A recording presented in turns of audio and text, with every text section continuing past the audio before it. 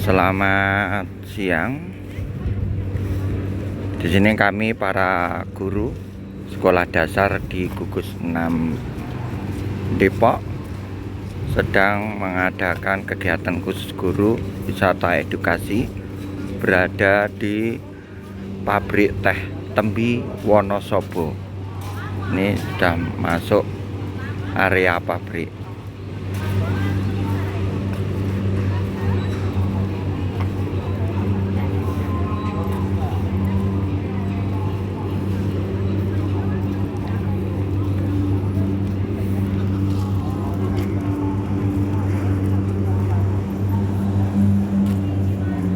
Kami cut dulu ya. Ini pada saat ini kami berada di tempat pengumpulan daun teh yang telah dipanen untuk dia melanjutkan untuk pemrosesan atau pembuatan tehnya.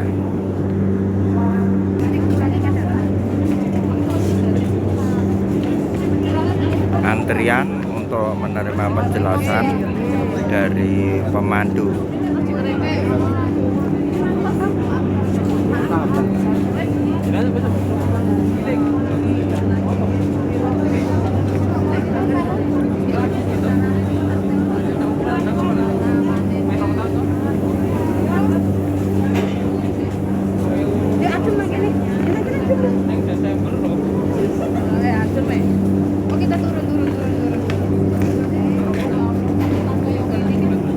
Masih banyak rekan yang tertinggal di belakang.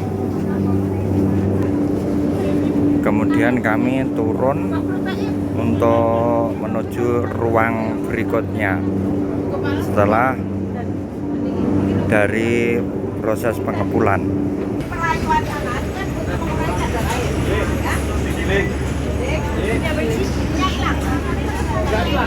Ruang giling.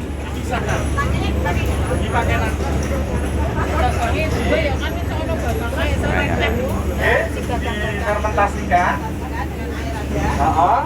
selama 120 menit. Nah, nanti yang membedakan teh hitam dan teh hijau itu ada pada proses fermentasi. Kalau proses teh hijau itu setelah digiling langsung kita keringkan. Tapi kalau teh hitam setelah digiling baru kita ke fermentasi. Perbedaannya sih itu saja. Bukan tanamannya, bukan petikannya, bukan daunnya, tapi proses pengolahannya. Teh hijau itu tanpa fermentasi, teh hitam melalui proses fermentasi, itu saja perbedaannya. Kandungannya, kalau teh kan sama, polifenolnya yang tinggi. Nah, nanti tergantung kualitas pucuknya. Tentu kalau teh hijau agak lebih bagus karena dia tanpa proses fermentasi. Jadi setiap produk teh itu ada keunggulannya sendiri-sendiri. Kalau teh hijau lebih alami, lebih fresh, tapi kalau teh hitam itu aroma dan rasanya kuat dan dia juga lebih awet. Nah, jadi konsumen itu tergantung daerahnya biasanya. Kalau Eropa itu rata-rata senangnya teh hitam. Kalau Asia sebelah sana timur, di Asia mereka sukanya teh hijau. Nah, penggunaannya berbeda, Bu. Jadi kita nanti akan membagi-bagi menjadi beberapa grade atau beberapa jenis. Tinggal mereka nanti tergantung ambilnya grade berapa. Setelah itu biasanya mereka menambahkan aroma atau rasa sendiri. Nah, sekarang ini adalah proses pengolahan teh hitam originalnya. Oke. Setelah dari proses oksidasi atau fermentasi, kita pindah ke proses pengeringan sebelah sana. Kita turun lagi. Nah, sekarang proses pengeringan. Kita menuju ruang berikutnya.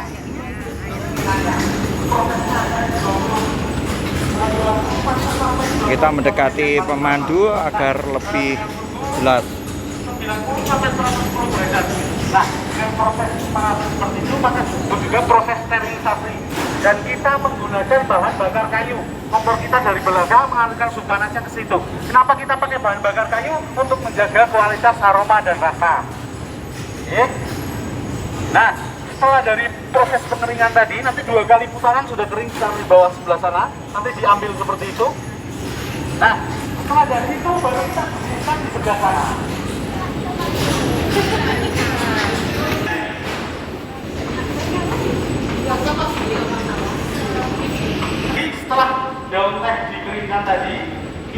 nanti kita bagi menjadi tiga grade atau 3 jenis. Jenis yang pertama itu yang halus, yang kedua setengah halus, yang ketiganya yang kasar. Dari ketiga grade tadi masih kita bagi lagi. Yang pertama kita bagi menjadi 6, yang kedua kita bagi menjadi 3, yang terakhir kita bagi menjadi 3. Jadi kita total memproduksi 12 jenis teh hitam dari satu petikan. Nah, sekarang kita akan lihat contoh-contoh jenis tehnya. Nah, Kita menuju dari sini, itu contoh akan kita packing teh. secara besar lalu kita Contoh kirimkan. teh. Karena kita untuk produk kita 50%-nya ekspor, 45% pasar nasional, dan yang 5% khusus Wonosobo dan sekitarnya saja. Nah, mungkin Bapak Ibu semuanya setiap hari bisa saja minum teh kambing, tapi beda merek dan beda kemasan. Karena kita jualnya dari sini tanpa merek. Oke. Ini ada di iklan, yang sering ada di iklan. Oke. Nah, ini jenis contoh teh. Teh pucuk segar, teh pucuk layu,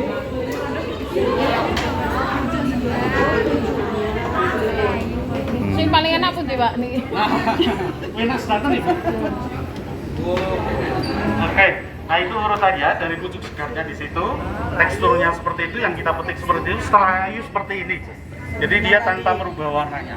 Nah, setelah kita giling atau kesortasi basah, jadinya seperti itu. Kita pisahkan partikelnya tadi, oke, yang kasar dan yang halus.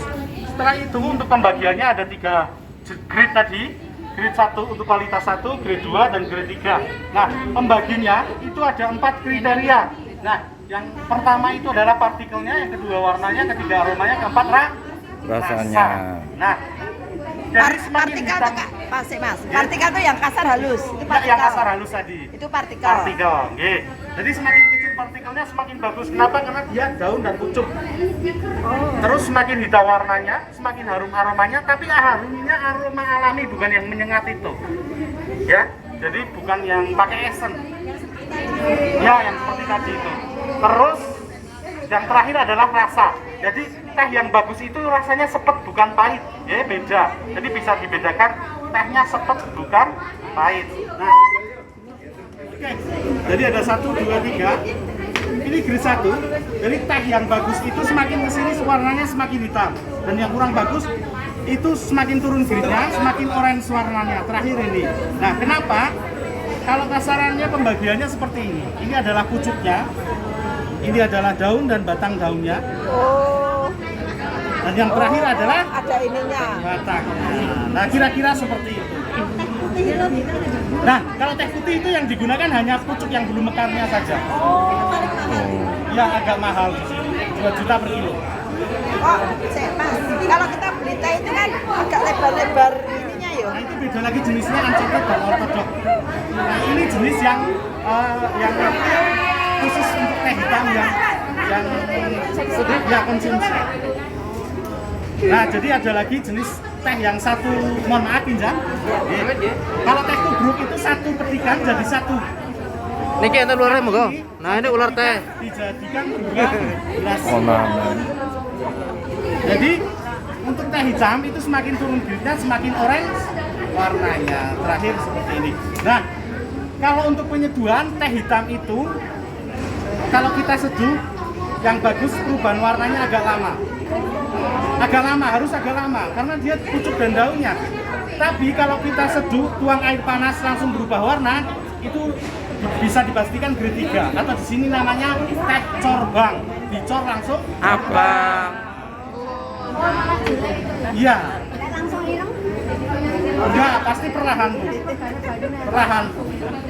Itu kalau kita pakai pewarna-pewarna itu ada. Kalau yang kemungkinan sih ada, tapi originalnya seperti ini. Nah, kira-kira originalnya seperti ini. Oke? Nah, untuk penyeduhan teh itu jangan terlalu pekat. Jadi warnanya coklat keemasan saja, jangan terlalu kental ini.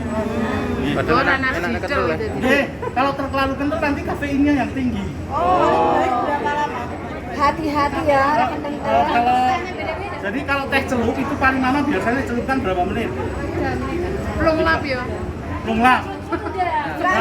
Nah, bagus. Jadi paling lama 3 menit, standarnya 1 saja. 1 menit saja. 3 menit kesuwen ya. Belum lap sor. Belum lap Sor, putih. sor. Itu berbahaya nggak bungkusnya? Nah, karena kalau terlalu lama nanti terjadi fermentasi kedua kali. Yang kedua tesnya larut, yang ketiga Wah, lemnya juga larut. Oke, sampai warnanya berubah coklat keemasan. Jadi hampir ke hitam itu. Coklat keemasan. Maksudnya kalau buat tes dalam jumbo itu kan kadang ada yang memakai Pakai saringan saja. Pakai saringan. Kan ada saringan. cop-copan itu loh. Nah, itu berapa? Enggak apa-apa ya. Standarnya 1 menit tadi. 1 sampai 3 menit. Iya, nanti setelah itu disaring. Daerah Jadi, kental kadang kurang dimasukkan juga enggak apa-apa. Tapi setelah itu disaring. terlalu lama jelek. Iya, kalau terlalu lama kurang bagus. Apa ini sih oke gitu. Oke, yang intinya kan kalau teh kan kandungan antioksidannya yang paling tinggi. Nah, kalau terlalu kental ya jadinya kafeinnya yang tinggi. Ya enggak terlalu bening. Kalau di Jepang kan biasanya teh hijau. Jadi kalau teh hitamnya juga enggak kental banget. Jadi agak. Di sini kan ada untuk 1 bulan atau 1 hari kirim ke ton. Biasanya kita per minggu. Per minggu 8 sampai 10 ton. Ya biasanya kita ke pabrikan terus mereka kasih bungkus sendiri, kasih merek sendiri. Jadi di pack doang ya Pak ya? Iya. Dari Yang membedakan rasa-rasa jangan yang membedakan rasanya tergantung mereka nanti ngambilnya jenis yang keberapa. Semuanya perusahaan A mereka saya ngambil yang grade ini, terus yang B ngambil yang ini dan yang lain. Jadi intinya kita kalau teh melati beda lagi. Perusahaan mereka sendiri. Bukan, jadi kalau teh melati, teh yang sudah jadi seperti ini ditambahkan melati, nanti dikeringkan lagi. Ada yang dari sini. Mas, produk dari sini apa Mas? Nah ini yang 5% tadi yang sudah kita packing dan sudah kita kasih merek Tambi, hanya 5% saja. Mas, Ini dijual di sini. Jadi yang di koperasi nanti ada di bawah. Jadi yang 50% itu ekspornya ke situ tadi Amerika, Eropa, Uni Emirat Arab, India, Jepang, China, Australia.